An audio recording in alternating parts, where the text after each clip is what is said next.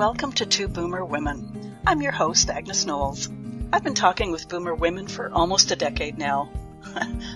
Well, I guess I've been talking to boomer women all my adult life. Reinventing myself several times along the way, though, but always focused on us, boomer women. With this incarnation of Two Boomer Women, I'll be interviewing other women who have a message of interest for our demographic. If you want to hear about or learn about something specific, let me know and I'll find someone who understands us to talk about it. There's a contact page at twoboomerwomen.com. If you want to be a guest on Two Boomer Women, bring it on. There's an application form at the website too. Finally, this show is all about conversation. We women know its value. We know how to do it, and we must perpetuate the art form. So let's get started with today's show.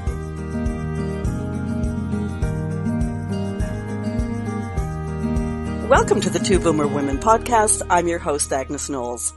If I missed you last week, Happy New Year. As I've said several times over the last month, by the time you're our age, you realize the futility of yet another New Year's resolution. And that's why this month my guests are coaches with a message for life-changing health. Last week, my guest discussed how to start your new journey, how small is never too small. And after all, she went from being a fit, amazing athlete to, after a debilitating health crisis she wasn't even supposed to survive, she considered a walk to the end of the driveway as massive success. So it just really sort of hits home. I've been pondering how to introduce today's guest, as she has several stories that would catch your attention. Instead of giving you a mashup of reasons why I'm so pleased she's agreed to be one of 2022's first guests, I'll start with a bit of simple hospitality. Lou Hooper, thank you for being my guest today. Oh, Agnes, it's my pleasure to be here. I'm so excited. Me too. You and your husband, Bob, are vegans. Relatively recently, I understand, as it's been a lifestyle choice for only 6 years. Do you mind sharing why at midlife you decided to become vegan? Sure, no problem. I decided back when I walked into my doctor's office one day to have my ongoing checkup, and she was saying to me that I'm going to have to increase your cholesterol medication. And I guess I must have looked at her very strangely, because she said, well, you know, you're going to be on these for the rest of your life. And I looked at her and I said, I don't think so. And so after that, I left the office. I was a little bit anxious, to be sure, but I was also then determined to say, okay, I'm not going to be on high blood pressure, high cholesterol medication for the rest of my life.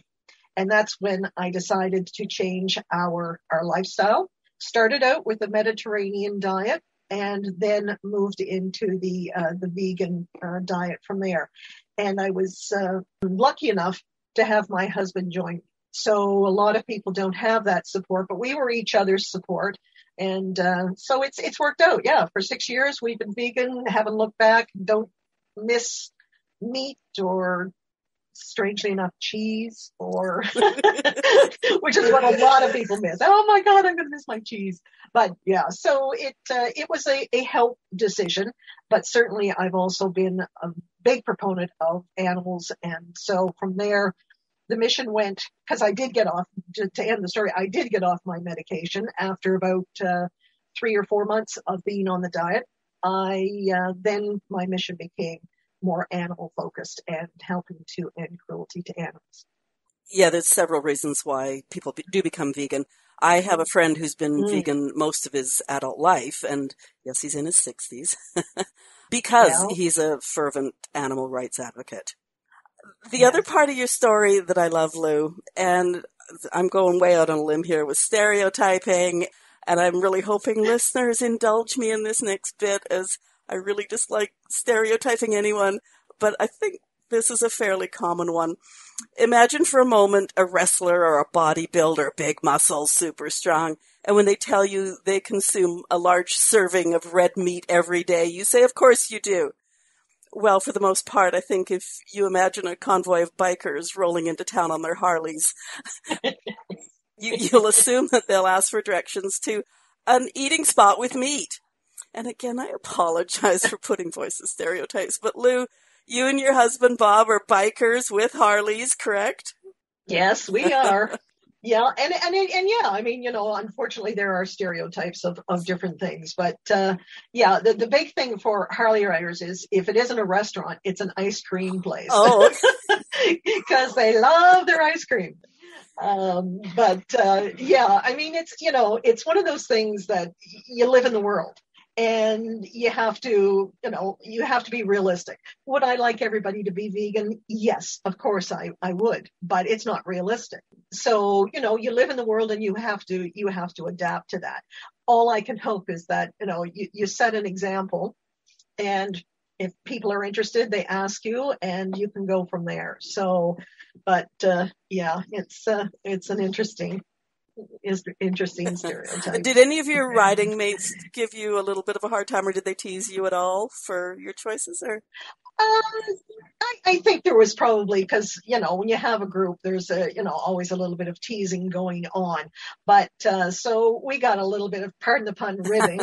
And, but, they know you and they understand you and they accept you for whatever you are. And so, yeah, so we went from there and there weren't oh, any that's great. problems. Sorry about the stereotyping. Yeah.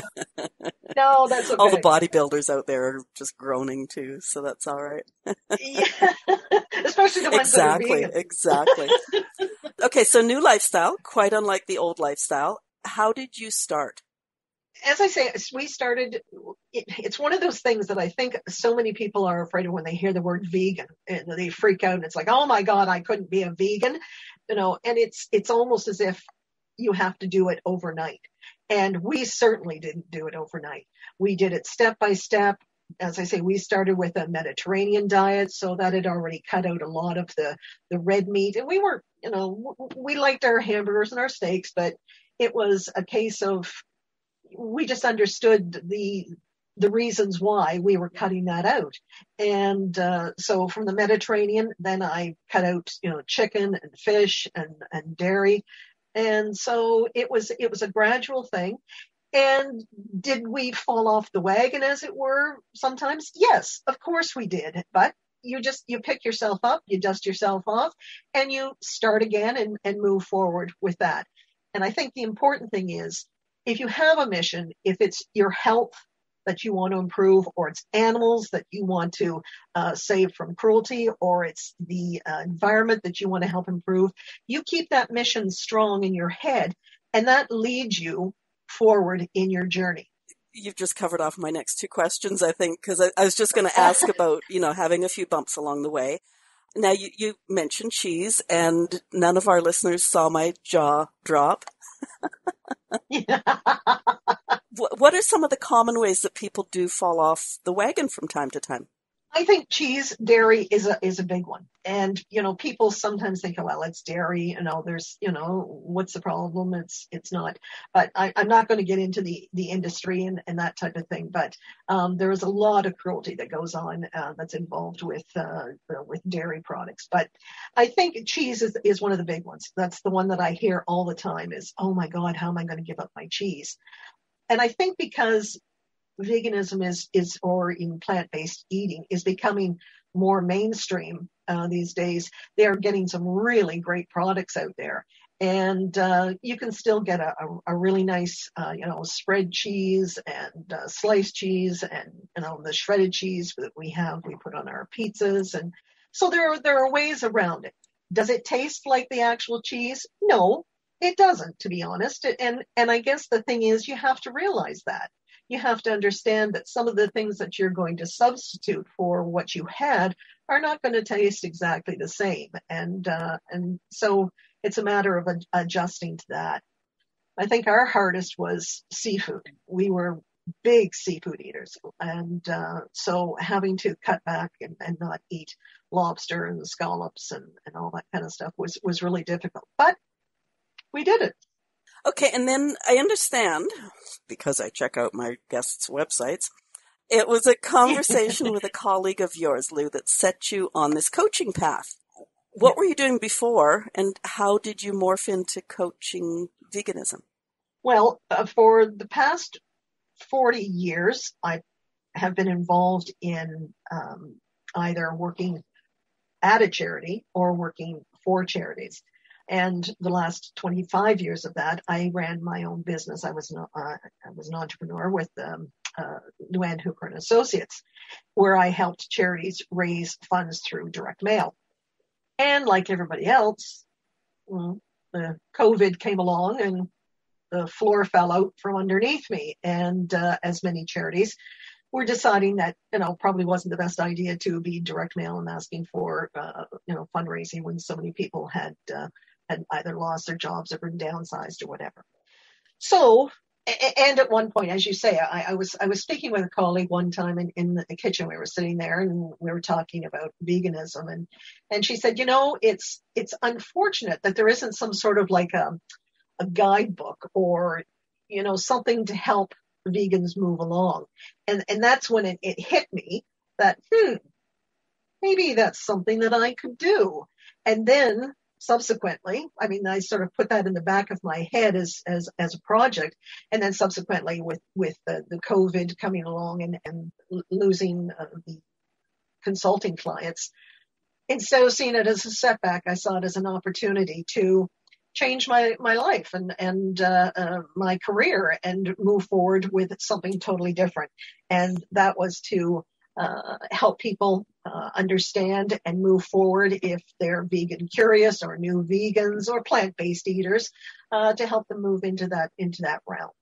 I love the way you said vegan curious, because there's these little catchphrases now that are coming into the mainstream of our conversations, and it's a really good way of sort of, as you said earlier, you don't jump into it. Like, I don't wake up tomorrow morning and say, today's the day that we go vegan.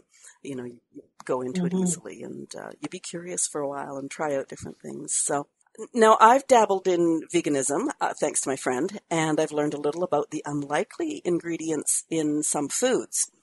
I think the use of gelatin in a lot of things, people recognize that. The one I remember being quite surprised about is the fact that margarine, that you would think is animal-free, actually has whey in it. Can you think of anything off the top of your head? I'm sort of catching you unawares here, that you can't make assumptions about when you're going vegan. Like, you really do read the ingredients. Yeah, I think that I can't think of anything off the top of my head, but I do know that, if it's anything new or you're trying something, one of the biggest things for my husband and I when we went grocery shopping, we went from, it being 20 minutes for it going to being an hour, because we stopped and we read all the ingredients. Because you're just not sure. You're not sure of what you're picking up, that unless it has the vegan stamp on it, says, this is vegan or plant-based, but you really have to read the ingredients, because you're not sure, unless obviously it's the natural products of fruit and vegetables. But anything that's processed, you need to be really cautious about what's hiding there, because you're right. Like saying a lot of things, there's gelatin and there's some, I can't think of a product off the top of my head that, but I do know that we spent a lot of time reading labels, and you get to know, you look for, I always say, look for milk, look for, eggs, hidden in there. And I think too that in a past life, I did grocery store tours for heart and diabetic health. And so you do, and more you're hearing about gluten-free and like all those different health regimens. And so many people are stopping and reading the ingredients. And the other thought that I had as you were speaking is, in terms of reading labels, I remember that one fairly large brand that was reliably vegan came out with another line that wasn't vegan. And I remember just glancing at it one day going like, wait a minute. And I was quite surprised.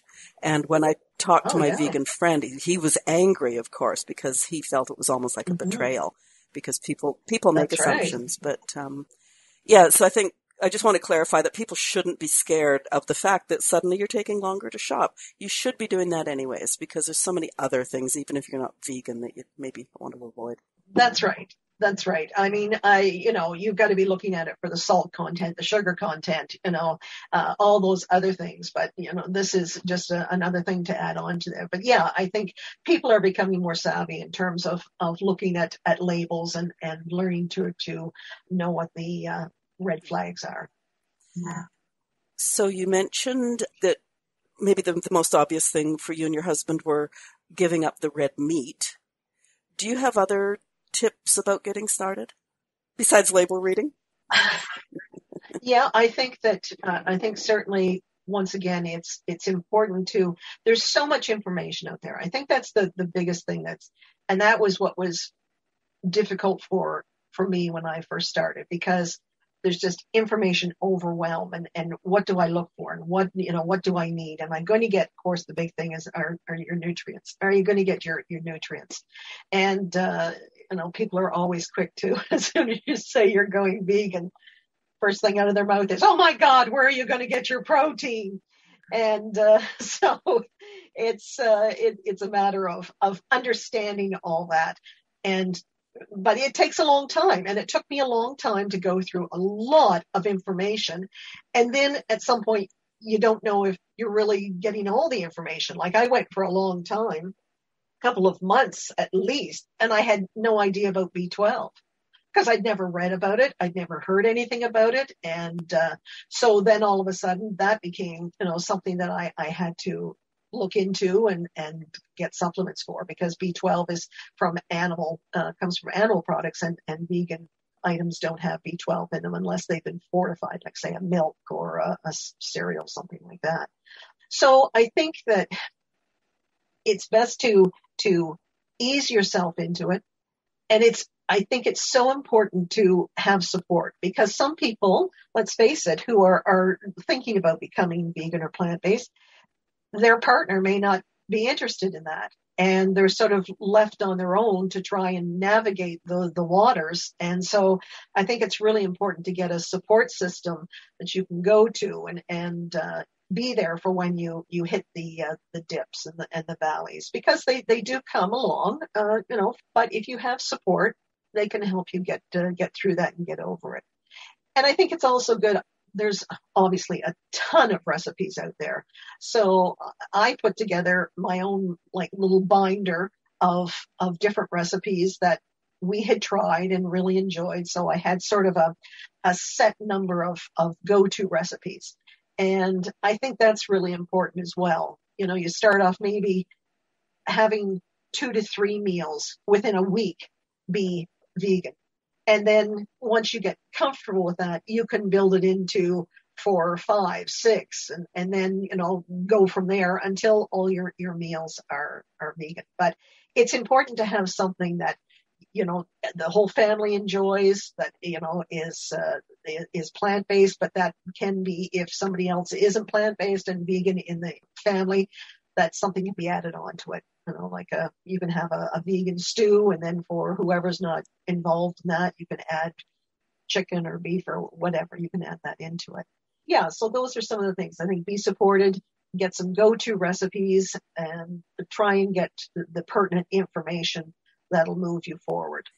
The thought that comes to mind is that my daughter, for example, is, she's vegetarian. Pretty close to vegan, but not quite. Her partner is a meat eater. She is insisting on the children being raised as vegetarians. And so he just accommodates that. And if he feels like a piece of meat, he cooks that on the side. He eats what they eat.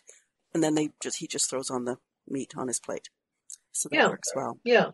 Yeah. And I think, there are lots of meals that can be made that people who are meat eaters would enjoy, even though they're plant-based. And, it's a matter of, like you say, if there's something that you want that's, not vegan, you cook it yourself or throw it on. But yeah, there's lots of meals that I'm sure non-vegans enjoy. The other thing that I'm hearing, and correct me if I'm wrong, is you've really emphasized the fact that this has to be a process, because like so many other things in life, there's a learning process. And just like you don't start a new computer program or a new workout session or learn a language and have it down pat overnight. You read up on it, you do the research, you check into it, you forgive yourself the little falls or fails or whatever you want to call them. And it's a path that you travel. Yes, definitely. And I think that's part of why I started developing the online course that I had, was to have all that information sort of in one place, so that people wouldn't have to go out and do what I did and spend hours and hours and hours reaming through all kinds of websites and all that type of thing. But it's good to have it all in one spot, and also to have that support in one spot. I'm going to go there in a minute, but the other thing I will throw in there, just as a personal experience, my daughter had bought some vegan cookbooks. So my vegan friend and I were part of a walking group that we ended up with COVID sitting outside having coffee after our walk, and a few of us would bring treats. So, of course, they had to be vegan treats, and so she lent me her cookbooks. I opened one, and I'm going through it going like, oh, I don't have this, I don't have that, I don't think I want to buy this, I don't want to buy that. And then the next one, there was many recipes that I could make really easily. So just, Yes. Maybe the listeners, if they're doing this or buying a cookbook. Yeah, that's right. It's really good to go through it, because you don't want to have one that's, like going to have a one ingredient that you may use just in one recipe, and then it's going to sit in your shelf for the rest of, the year or the next time that you make it. So you want to look for, and like I always say, you want to look for recipes that are healthy, they're easy, they're cheap, and they're tasty. I mean, those, I think, are the four elements of any sort of recipe that somebody wants to look for. And, because the other thing is, a lot of people feel that, veganism, that's more expensive. But, when you weigh it out in terms of not having to buy expensive pieces of meat, or, having to buy fish, which is more expensive, and that you're buying now fruits and vegetables. So it weighs itself out. But, you're best to look through a recipe book and see if those are recipes that that you can commit to, and that, they will become your go-to recipes, as it were, rather than ones that are complicated and full of ingredients that you've never heard of before. There were certainly, recipes that I did come across there was stuff that I never heard of before, but those things, some of those items have become staples, as it were. So, like, say, for example, nutritional yeast, which is called in veganism, it's called nooch. And, I thought, nooch? What the hell is nooch? And so I looked it up, and nutritional yeast, and it's not a typical, it's not the same as yeast that you put in, like your bread or anything like that. It has a very sort of cheesy taste to it. So a lot of people use it on top of pizzas and that kind of thing. And it's also usually fortified with B12. But that type of thing, it wasn't an ingredient that I'd ever heard of in my non-vegan life, but it's become certainly a staple in our vegan cooking. I think everybody in the audience knows that I always come with notes, and you've just you keep on pinging off things that I wanted to ask you about. So you mentioned B12. Are there any other supplements that you'd recommend let everybody know you're not a doctor, you're not a nutritionist, Yes. but from your personal experience, what have you learned that you supplement with, if there's others? I supplement with B12 and D3. And I also take an omega oil, but it's not a fish oil. It's a seaweed oil. And no, it doesn't taste like seaweed. I eat sushi. I actually eat seaweed. So, dulse from the East Coast. And, but those are three of the really important things that certainly you're not going to find as heavily in a vegan diet as you would in a meat-eating diet. But that doesn't mean that you can't supplement with those and sustain your body. I also take a probiotic, which I think is really important for your gut health.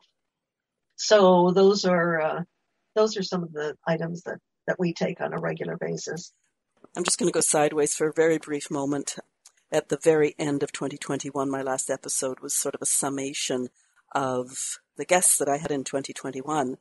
And it's too bad I hadn't talked to you, because you've just said a whole bunch of people who deal with nutrition and gut health, etc. The other thing that you mentioned was the price. And I think especially thanks to COVID, I think it's safe to say that veganism probably isn't more expensive. It could even be cheaper for some people. Yes, I think so. If you play your cards right and pick the things that aren't those one-off ingredients that can be expensive. I mean, let's face it, beans are a staple, and beans are not expensive, and lentils are not expensive, and quinoa, you can get like great bags of quinoa, and a cup of quinoa will go a long way. And so you want to get stuff that's going to sustain you through that time period. And I think the other thing is, unfortunately for us, I'm in Canada, and I know you are too, Agnes, but we don't have the growing season that they have in the South. So, we get our fresh fruits and vegetables when we can, but they can be a little bit more expensive out of season. So, it's best to try and buy your vegetables in season. And when you can't, frozen. Frozen can be almost more nutritious than, the stuff that you're getting because it's being transported, from down the States or Mexico or wherever. And so in the wintertime, I do a lot with frozen fruits and vegetables. And, once again, not as expensive as people think that it is. So the two thoughts that come to mind are a lot of people will complain about flavor. And so, if you're buying herbs and spices, those might be more expensive or probably are expensive, as I've been noticing. But they also last a long time and you're using them and stuff like that. So it's not like you buy an $8 bottle of something or jar of something and use it all in one go. It's going to last you a couple of months or something. So that's right. And that's, that's what you want to look for. And certainly, let's face it. I mean, we all enjoy food to the best part, and part of that is obviously the taste of it. And a lot of people, once again, feel, vegan meals, they're so bland. And well, they're only as bland as you make them. I mean, because there's all kinds of, I think the big thing is that a lot of people who are also reducing salt, if you don't have that salt, well, then where's your flavor? Well, there's flavor from all kinds of different areas that you can throw in there, like you say, spices and herbs. And also something that I often throw in some of my recipes is a thing called liquid smoke. And it gives things a sort of a barbecue flavor. And so it's a great flavoring for things. Turmeric is great for, scrambled tofu eggs. And there's another thing called black salt, which makes tofu scrambled eggs taste like scrambled eggs. So there's all kinds of different things that you can put in to help, help flavor your food. So. You've made me bounce all over my notes today, but this might actually be the perfect time to segue into the fact that you and I met because you had a 5-day challenge, and each day you sort of introduced a new concept. Could you share how you break down the getting used to eating vegan process in your challenge? Okay, so it's the 5-day quest to eating healthy, easy, cheap, tasty meals. So each day I take like health, and I take a look at health and say, talk about how a vegan meal can be healthy. The next day it's easy, how a vegan meal can be easy, and tips for, making things a little bit easier. Next is the inexpensive or cheap day, and talk about how, as we have been here, how meals can be inexpensive. And then the next day, how they can be tasty. And then on the last day, sort of pull it all together and hope that, people are, and I also throw in recipes there as samples for people to try. And so then the last day we sort of mix it all together. Yeah, I remember just each day going like, I can do this. I can do this. Yeah. And of course you had your Facebook group, so we all got to share and read each other's, choices. So that was fun. Yeah, good. Our listeners are boomers. Many travel. You've traveled quite a bit pre-COVID, of course. Did you have any, where did you travel, and did you have any trouble finding vegan choices? We found a vegan restaurant in the middle of the Amazon. So, it's one of those things that they sort of pop up wherever. we went to Peru and we thought, okay, we may have a little bit of difficulty finding something, but this particular town that we went to that's out in the middle of nowhere on the Amazon River had a vegan restaurant. And then there was another restaurant that was really happy to accommodate anything or any, things that we had to deal with. And so that was probably one of the more interesting finds that we came across. But traveling is an interesting aspect. And actually, it's one of the reasons why I went with Vegan Vagabonds, was that whole idea of traveling as well and being a vegan. And it can be difficult if you're dealing with another language. But for the most part, we haven't had any trouble whatsoever in terms of having people accommodate our vegan needs. And the other thing is, when I travel, I usually take a few things with me that I know that I can use and have for, like nuts, for example, or oatmeal. Because any place that you go, for the most part, any hotel is going to have a kettle or whatever. So I mix up oatmeal packages, and then so we can have that for breakfast. Or we take some things with us so that you have something to fall back on. But really, we've been very fortunate that a lot of people have been. The last thing that we did was a cruise to New Zealand and Australia, and the cruise line actually had a complete vegan menu. And I was like, "Wow, now you're coming into it." So, and we're going, hopefully, fingers crossed, we'll get back into traveling next year. And the cruise line that we've chosen, once again, has a complete vegan menu. So I think it's getting a bit easier because, once again, it's becoming, more mainstream. And because of COVID, people are more astute and savvy as to what they're putting in their bodies. So I think, obviously, where there's money to be made, people will fill that gap. And if people are interested in plant-based vegan foods, that gap filled. And I think, as I think we've hinted at a number of times, is that it's becoming more and more mainstream. So it really, okay. Yes. Now, as a former biker, I do have to slip this question in. Peru, did you do it on the bikes? No, we didn't. Have you watched Long Way Up? No, I haven't seen that. Okay. When we finish this, I'll tell you all about Long Way Up. Okay. All right. Yeah, no, we, the one place that we did go on the bike was the Cabot Trail in Nova Scotia. And it was amazing to do it on a bike. You don't really see the countryside until you've done that. So yeah, that was one of the things that we did. So cool, Lou. And I thank you for the great information. Is there anything I haven't asked you that our listeners should know as they transition to a vegan lifestyle? We have bounced around a bit, but is there anything?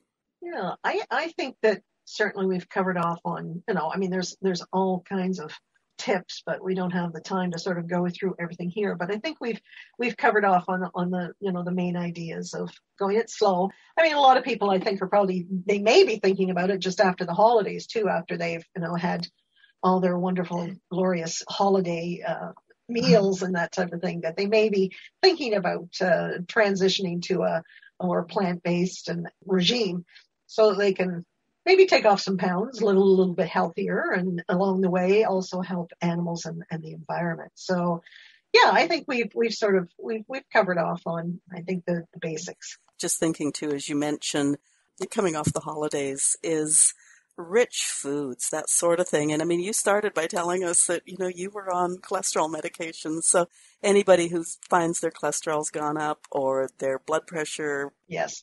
It's such a good. Yeah. Or this way of eating will, if it doesn't lower your cholesterol and your blood pressure, then it's genetic. Yeah. Blame the parents. Yeah. That's right. Let's always blame the parents. Oh dear. Thank goodness mine are gone. Okay, when we chatted recently, you mentioned you have a program starting soon. Can you tell us about that? Yes, please. Yeah, I'm excited. This is the online learning experience that I've been developing. That sort of that guide that I talked about at the beginning, and it's a course that I've put together, and it's called The Vegan Journey: A Beginner's Pathway. And it includes tips and tools and recipes, but it also includes support. there's a group session where we get together and we can chat about problems or recipes or whatever people are facing. And then there's also a one-on-one component as well. So I'm really excited about it. I think if people are out there and they're thinking, I'm confused, I'm overwhelmed, I don't know which way to turn, and I feel alone, then I think this is certainly something that you could look into. And the next one starts fairly soon. It's on January 23rd. So I'll be starting it, and it's 5 weeks, and so nothing too intense, but certainly I think you get a big bang for your buck. Perfect timing then. That's great. Yeah. And I will add that I'm really glad that I pre-record often and go through and edit, because when I edit our episode now, I will have a pen and paper in hand, because I would consider myself fairly knowledgeable, but you just tossed in a few little jewels along the way here that I'm going like, oh, didn't know that. Write it down. So, oh, that's great. Yes, I appreciate that. Where do we find you online? I'm at www.veganvagabonds, which is, oh, you can't see it, of course. No, sorry about that. So it's Vegan Vagabonds, VEGANVAGABONDS.ca. And then if you want to email me and ask me any questions about the course or anything, I'm at veganvagabonds@rogers.com. Excellent. And I'm also on Facebook and various, intonations of that as well. One of my favorite things about recording and being able to see each other is people will often do that. And just for our listeners, Lou has a background on her Zoom call with her vegan vagabonds in big letters, and she just pointed at it as she was saying that. So, okay, I'll make sure I have all the links from you, and they will be in the show notes. Great. Listeners, many of you will agree this is an important, and for some of you, maybe even life-saving choice. So I do recommend you check out Lou's website, browse around, and definitely find out more about her upcoming program. If you have comments on today's show, you can leave them where you listen to podcasts or at twoboomerwomen.com/join-the-conversation. And of course, feel free to leave stars. They help us grow. Hit the subscribe button or the follow button, whatever's on your site there before you go, and then you'll be sure to catch interviews with more of my great guests. If you want to be a guest on podcast or know someone who would, there's an application form at the twoboomerwomen.com website as well. Lou Hooper, thank you so much for being my guest on Two Boomer Women today. Oh, Agnes, thank you so much for allowing me to talk about something that I'm very passionate about, and I think is something that's good for our world, for sure. In so many ways, as you've mentioned. Yeah. Have a great rest of the week. Thank you. Take care. You too.